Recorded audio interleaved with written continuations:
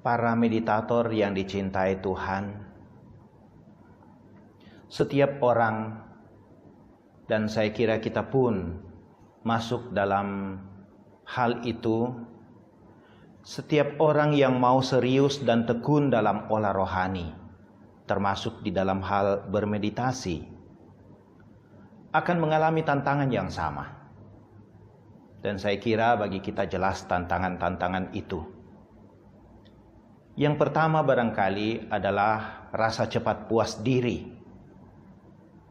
Kadang-kadang kita berkata, cukuplah doa ini untuk hari ini. Kan sudah lebih baik dari kemarin.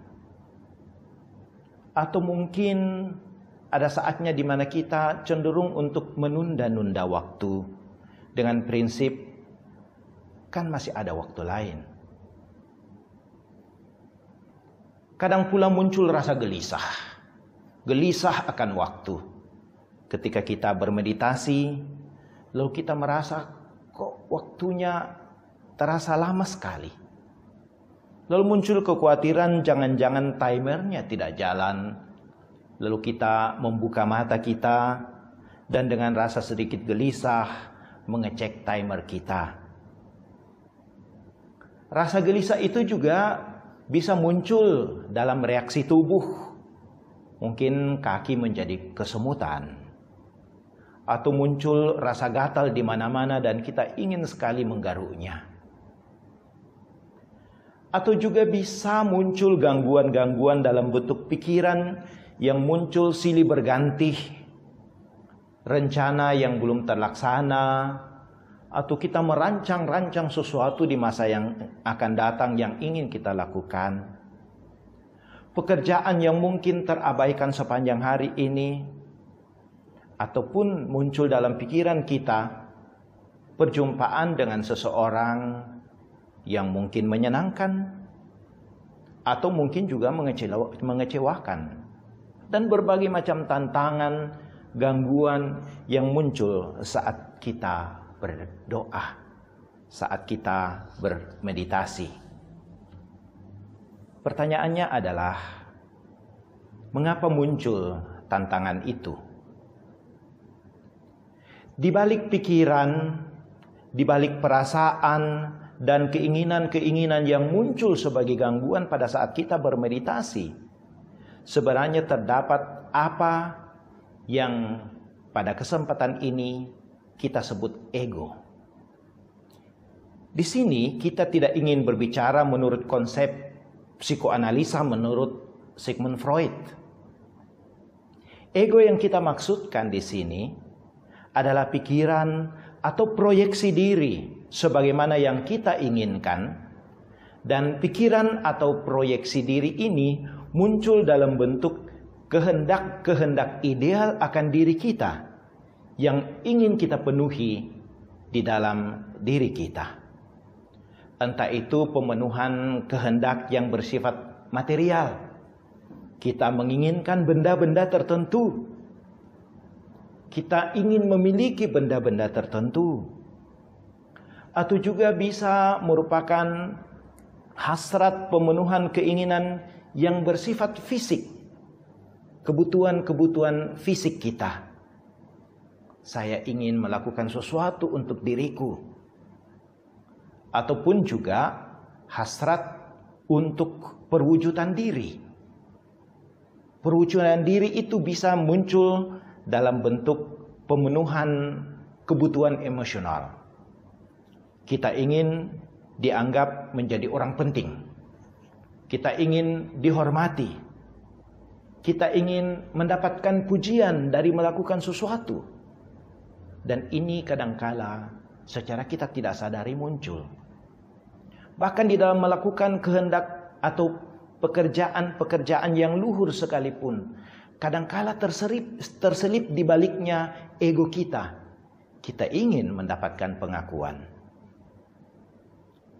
Juga bahkan ego itu bisa muncul di dalam keinginan untuk memenuhi kebutuhan spiritual. Seperti menjadi lebih suci atau menjadi sempurna. Jadi saudara-saudari, bahkan di balik motivasi-motivasi religius, bisa saja ego itu muncul. Itulah sebabnya Yohanes dari salib mengatakan, singkirkanlah segala kehendak-kehendak, termasuk kehendak-kehendak suci sekalipun. Saudara-saudariku, lalu pertanyaan selanjutnya adalah, bagaimana sikap kita terhadap ego kalau ego itu dipahami secara demikian? Ego itulah yang selalu muncul sebagai gangguan pada saat kita bermeditasi. Yang tadi saya katakan bisa dalam bentuk reaksi tubuh, bisa dalam bentuk pikiran-pikiran, bisa dalam bentuk rencana-rencana yang ingin kita lakukan, atau mungkin rencana-rencana yang masih terabaikan. Pertanyaannya, apakah ego itu otomatis bersifat negatif? Dan karena itu, apakah ego itu tidak boleh ada? Jawabannya tentu saja tidak.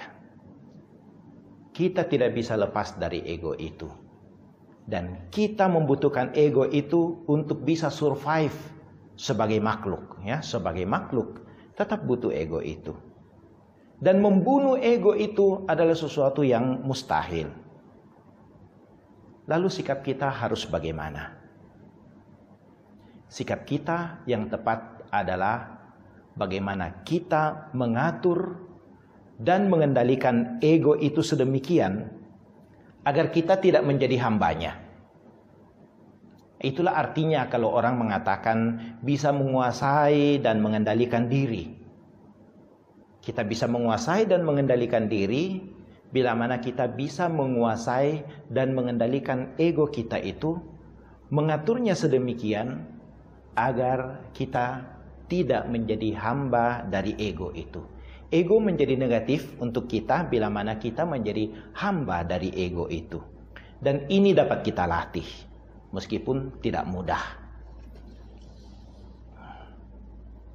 Saudara-saudariku, Yesus bersabda, setiap orang yang mau mengikuti aku, ia harus menyangkal dirinya, memikul salibnya setiap hari, dan mengikut aku. Apa arti kata menyangkal diri di sini?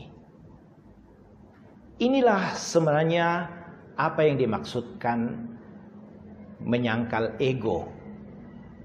Jadi bukan diri kita seutuhnya kita sangkal, tetapi ego yang muncul itu. Kita harus menyadari bahwa di dalam diri kita ada dua diri. Ya, ada diri sejati, diri yang diciptakan Tuhan, dan diri artifisial, itulah ego yang terbentuk dari perbandingan yang kita buat dengan orang atau makhluk yang lain.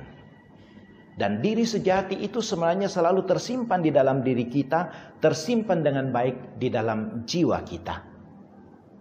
Marilah kita lihat apa yang terjadi pada Adam dan Hawa. Adam dan Hawa sebagai makhluk yang diciptakan Tuhan memiliki diri sejati. Itulah diri mereka, Adam dan Hawa, yang dicipta oleh Tuhan. Nah, di dalam diri sejati itu dikatakan selalu ada gaya gravitasi alamiah yang secara alamiah menarik kita untuk bersatu dengan Tuhan. Tetapi karena tergoda, Adam dan Hawa itu membandingkan diri mereka dengan Allah. Ular menggoda Adam dan Hawa itu, lalu mulai muncul di dalam pikiran Adam dan Hawa itu apa yang seperti dikatakan oleh ular itu. Kalau engkau memakan buah ini, engkau akan menjadi seperti Allah. Dan mereka tergoda untuk membandingkan diri mereka dengan Allah, dan mereka ingin menjadi seperti Allah, bahkan melebihi Allah. Maka mereka jatuh ke dalam dosa. Jadi kita lihat di sini, diri artifisial Adam dan Hawa itu adalah diri yang mereka angan-angankan berdasarkan perbandingan yang muncul dengan Allah. Perbandingan yang mereka buat dengan Allah atas dasar godaan dari sang jahat itu. Nah, Keinginan untuk menyamai dan melampaui Allah itu adalah diri artifisial yang di sini kita sebut ego.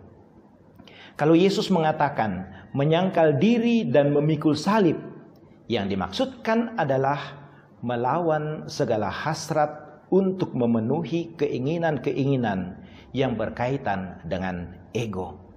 Keinginan material, keinginan badani, keinginan emosional, dan bahkan keinginan spiritual. Singkat kata, semua yang berkaitan dengan diri artifisial kita yang dapat menghambat kita untuk sungguh-sungguh dapat mengikuti Yesus. Penolakan akan semua hasrat itu tentulah merupakan salib yang berat. Inilah makna dari hidup asketis yang dalam latihan rohani sangat diusahakan. Puasa, pantang, dan dengan sengaja memilih hidup yang sederhana, sekalipun saya memiliki alternatif yang lain, saya memiliki kemungkinan yang lain. Itu semua adalah wujud dari penyangkalan diri itu.